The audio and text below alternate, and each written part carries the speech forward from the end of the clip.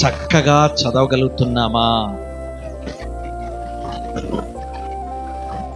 ఒక భక్తుడు దీంట్లో తప్పులు ఏమైనా ఉన్నాయని వెతికాడు. బైబిల్లో ఏమైనా తప్పులు ఉండొచ్చని, ఇది కొందరు చాలా మంది ఎరగని వారు దీంట్లో తప్పులు ఉన్నాయని వెతికి చూస్తున్నాడు ఒక భక్తుడు. కానీ ఈ బైబిల్ చదువుతా ఉంటే తన తప్పులే చూపించగలిగినది. ఆమేన్, హల్లెలూయా. మీ తప్పులు సరిచేసుకున్నట కొరకు ఇది లేఖనాన్ని కలిగి ఉన్నది. ఇది నిన్ను సరిచేస్తుంది.